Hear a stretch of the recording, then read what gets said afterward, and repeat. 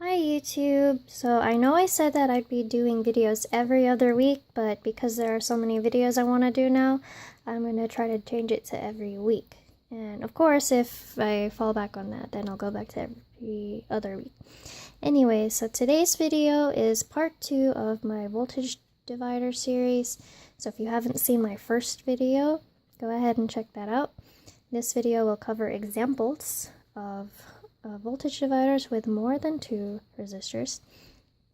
And also on another note, tomorrow is my 6 months of my first engineering job, so I'll do a video on that, and then I'll just post it after this series is over. So here we have a series circuit of 4 resistors, and they're all different values. I tried to pick standard resistor values, so that's why they're kind of weird numbers.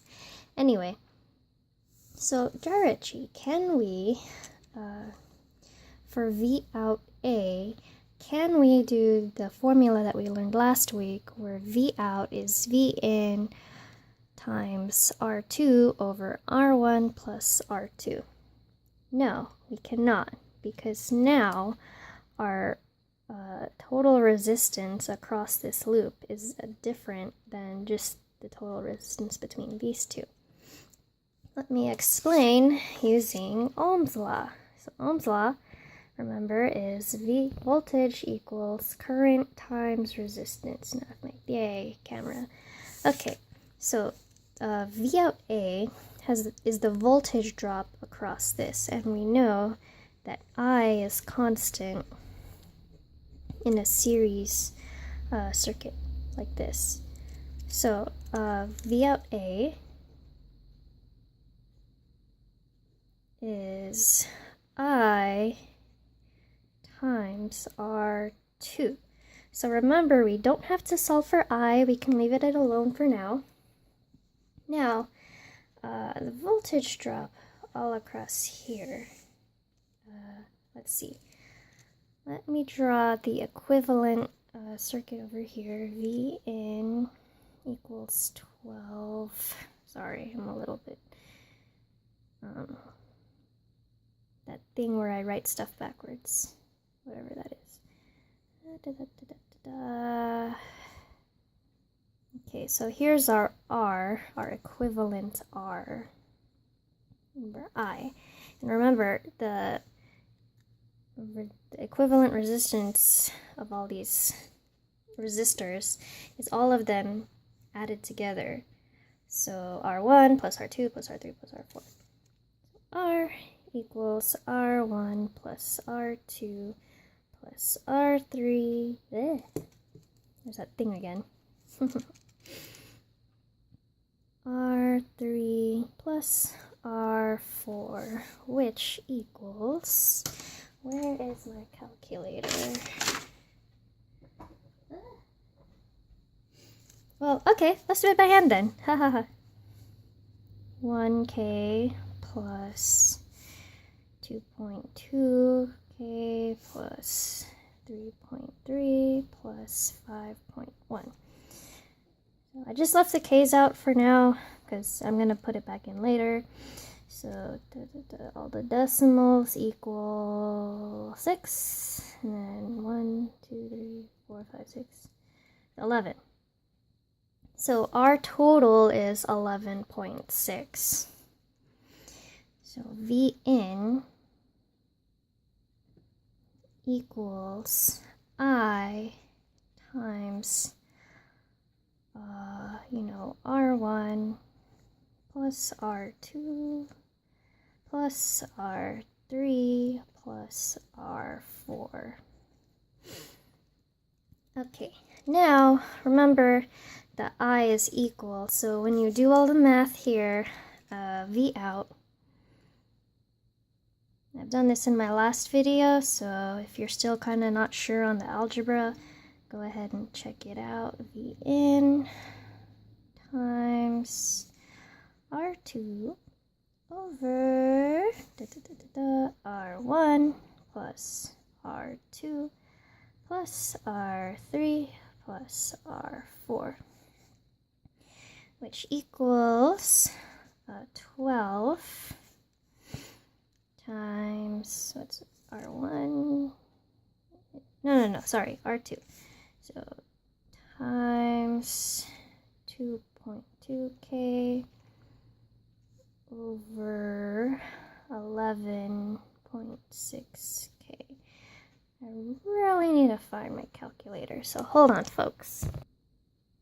Okay, I found my calculator. So, let me do this. 12 times 2.2 divided by 11.6 equals 2.2728. I'll keep it at 2.28 volts. 2.28 volts. All right. So V out A equals 2.28 volts. How about over here, V out B? Same thing. V out B equals V in. R3, because we're trying to get the voltage drop across this resistor. Over, I'm just going to put RT for R total. Okay, so that is V in, which is 12 times R3 is 3.3K over 11.6K, which equals 3.3 divided by 11.6. I need to figure out if there's that thing like in the graphing calculator that I have where you could just repeat equations and then just change them. Yeah, 3.41 volts. 3.41 volts. How about R3, our last one? V out. Oh, sorry, not R3. R4 is our last one. So V out C equals, V in times R4 for RT equals 12, 5.1K. So 12 times 5.1K over 11.6K, which is 12 over 5.1 divided by 11.6. I'll round that up to 5.28. 5.28 volts. All right, so now we have the voltage, V out A, V out B, and V out C of this beautiful circuit. Now, remember what I said about, where did I put it? Here it is, KVL. The sum of all the voltages in the loop should equal 0. What I normally do is I have V in out here equals, V1 plus V2 plus V3, etc., yada, yada, yada, just so that everything's positive. Because when I first started, I would get confused when I would do this plus negative this plus negative this plus negative this. So I just kind of, this plus negative this. So I just kind of did it this way, just so it doesn't confuse me.